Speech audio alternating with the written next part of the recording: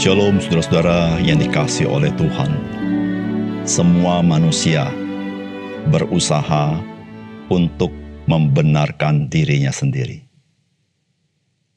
Bukan saja bagi orang-orang yang percaya adanya Allah, tetapi juga bagi orang-orang yang tidak percaya adanya Allah. Bukan saja kepada orang-orang yang menyebut dirinya agamis, tetapi bagi orang-orang yang menyebut dirinya sekular.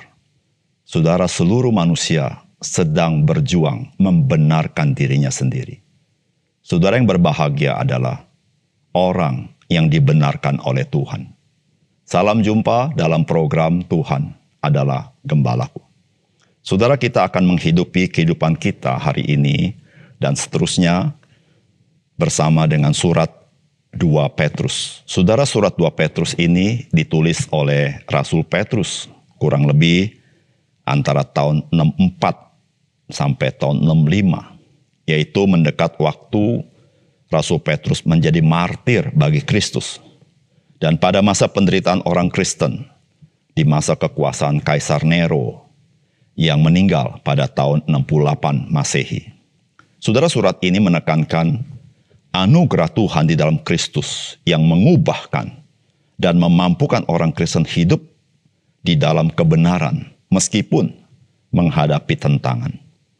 Saudara, Rasul Petrus sangat menekankan kehidupan berpusat pada Kristus karena ia memberitakan bukan isapan jempol dan Kristus akan datang kembali. Saudara, orang percaya memiliki hidup karena anugerah Tuhan dan menghidupi hidup yang diterima karena anugerah Tuhan. Dan pada puncaknya, di dalam kemuliaan Kristus, juga karena anugerah Tuhan.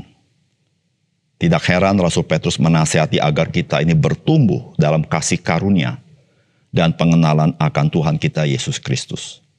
Saudara, mari kita membaca 2 Petrus pasal 1 ayat 1 dan 2. Dari Simon Petrus, hamba dan Rasul Yesus Kristus, kepada mereka yang bersama-sama dengan kami beroleh iman oleh karena keadilan Allah dan Juru Selamat kita, Yesus Kristus. Kasih karunia dan damai sejahtera melimpahi kamu oleh pengenalan akan Allah dan akan Yesus Tuhan kita. Saudara yang dikasihi oleh Tuhan, sebagaimana surat-surat pada masa para rasul, maka demikianlah Rasul Petrus menulis surat 2 Petrus ini. Pada awal suratnya, selain memberitahukan siapa pengirim surat dan penerima surat, serta salam, maka kita mendapati bahwa di awal surat ini, Rasul Petrus menyatakan kebenaran tentang orang-orang percaya. Saudara, apakah pesan firman Tuhan bagi kita? Yang pertama, keadilan Allah dan Yesus Kristus itu adalah dasar iman dari orang-orang percaya. Saudara, firman Tuhan berkata, dari Simon Petrus, hamba dan Rasul Yesus Kristus, kepada mereka yang bersama-sama dengan kami memperoleh iman oleh karena keadilan Allah dan Juru Selamat kita, Yesus Kristus. Saudara, di awal surat daripada Rasul Petrus ini, maka ia mengatakan kalimat, kepada mereka yang bersama-sama dengan kami memperoleh iman oleh karena keadilan Allah dan Juru Selamat kita, Yesus Kristus.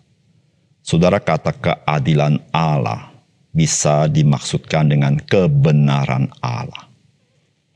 Saudara, orang-orang percaya memperoleh iman dengan satu alasan, karena kebenaran Allah dan Juru Selamat kita. Saudara, iman diperoleh bukan karena kebenaran saya dasarnya, tetapi kebenaran Allah. Saudara, manakah iman yang sejati? Iman atas dasar kebenaran saya atau iman atas dasar kebenaran Allah? Saudara, jikalau iman atas dasar kebenaran saya, maka iman itu tidak dapat diandalkan. Karena kebenaran saya pun tidak dapat diandalkan.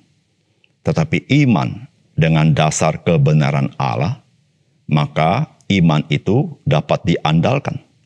Saudara, itulah iman yang sejati, yaitu iman yang didasarkan bukan karena kebenaran saya, tetapi didasarkan kepada kebenaran Allah dan kebenaran Juru Selamat kita, Yesus Kristus, yaitu iman kepada hal itu, di mana Allah kebenarannya diberikan kepada kita, sehingga kita disebut sebagai orang yang dibenarkan Allah. Saudara, firman Tuhan dalam Roma pasal 3 ayat 21-25 berkata begini, tetapi sekarang tanpa hukum Taurat, kebenaran Allah telah dinyatakan, seperti yang disaksikan dalam kitab Taurat dan kitab-kitab para nabi, yaitu kebenaran Allah karena iman dalam Yesus Kristus bagi semua orang yang percaya. Sebab tidak ada perbedaan, karena semua orang telah berbuat dosa dan telah kehilangan kemuliaan Allah. Dan oleh kasih karunia telah dibenarkan dengan cuma-cuma karena penebusan dalam Kristus Yesus. Kristus Yesus telah ditentukan Allah menjadi jalan pendamaian karena iman dalam darahnya. Hal itu dibuatnya untuk menunjukkan keadilannya, karena ia telah membiarkan dosa-dosa yang telah terjadi dahulu pada masa kesabarannya. Saudara, firman Allah dengan tegas mengatakan sekarang tanpa hukum Taurat, kebenaran Allah telah dinyatakan, yaitu kebenaran Allah karena iman dalam Yesus Kristus. Saudara yang dikasihi oleh Tuhan, saudara, iman kita didasarkan karena kebenaran Allah yang Allah lekatkan kepada kita. Sehingga kita yang tidak benar dan tidak mungkin kita menjadi orang yang hidup benar 100%. Kita menjadi benar karena kebenaran Kristus dilekatkan kepada kita. Itulah yang disebut dengan kita dibenarkan oleh Allah. Saudara, disitulah saudara, iman yang kita miliki adalah iman yang sejati, iman yang menyelamatkan.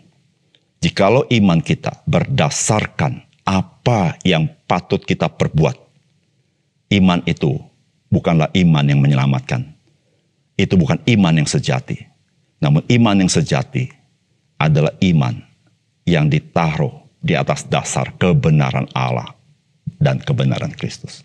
Mari kita bersyukur, saudara, kita boleh mengenal kebenaran yang seperti ini, yang melampaui akal budi kita, tetapi kebenaran inilah yang menyelamatkan kita. Yang kedua, saudara, di dalam pengenalan akan Allah dan Yesus Kristus, ada kasih karunia dan damai sejahtera. Saudara, firman Tuhan berkata, kasih karunia dan damai sejahtera melimpahi kamu oleh pengenalan akan Allah dan akan Yesus, Tuhan kita. Saudara, mengenal Allah dan mengenal Yesus Kristus, maka saudara, kita mengalami kasih karunia dan damai sejahtera. Saudara, apa artinya? Saudara, mengenal Allah dan Yesus Kristus bisa diartikan punya pengetahuan akan Allah dan Yesus Kristus. Namun saudara, pengenalan akan Allah dan Yesus Kristus itu berbicara tentang persekutuan dengan Allah dan Yesus Kristus. Saudara, apa artinya kita memiliki persekutuan dengan Allah dan Yesus Kristus? Saudara, tidak lain dan tidak bukan, saudara dan saya sudah diperdamaikan dengan Allah di dalam Yesus. Saudara, jika engkau dan saya tidak pernah diperdamaikan dengan Allah dan Yesus, bagaimanakah engkau dan saya bisa bersekutu dengan Dia? Karena Allah tidak pernah bersekutu dengan orang-orang berdosa. Saudara, ketika kita diperdamaikan dengan Allah di dalam Yesus, maka kita boleh mengenal Allah dan Yesus. Saudara, pada saat itulah saudara hidup dalam kasih karunia dan damai sejahtera Allah. Saudara yang kasih dalam Tuhan, ketika engkau dan saya diperdamaikan dengan Allah oleh kasih karunia Yesus, maka engkau menjadi sahabat Allah. Ketika engkau diperdamaikan dengan Allah di dalam Yesus Kristus, maka engkau berdamai dengan dirimu sendiri. Ketika engkau diperdamaikan dengan Allah, maka engkau bisa berdamai dengan orang lain. Dan saudara, ketika engkau diperdamaikan dengan Allah, maka engkau menjadi pembawa damai di tengah dunia ini. Saudara, bukankah itu kasih karunia yang luar biasa yang Tuhan berikan kepada kita? Saudara, ketika engkau dan saya menghadapi pergumulan hidup ini. Saudara, apa yang patut engkau cari? Saudara, carilah Tuhan dalam hidupmu. Percayalah kepada Dia. Karena ketika engkau percaya kepada Dia, engkau memiliki persekutuan dengan Dia, maka kasih karunia Allah melimpah atasmu. Dan engkau akan mengalami damai Tuhan. Dan disitulah saudara, kita berdiri teguh dan kita lebih daripada orang-orang yang menang. Karena kita mengalami kasih Kristus yang tidak berubah itu. Mari kita berdoa. Bapa surga, terima kasih untuk kebenaran firman-Mu. Tolonglah kami supaya kami menghayati firman Tuhan dan menyadari siapakah kami. Sehingga kami sungguh-sungguh ya Tuhan boleh hidup di dalam Engkau dan hidup mendapat kekuatan daripada-Mu dan hidup senantiasa setia di dalam kehidupan kami ikut Tuhan Yesus. Terima kasih Tuhan. Dalam nama Tuhan Yesus kami berdoa. Amin.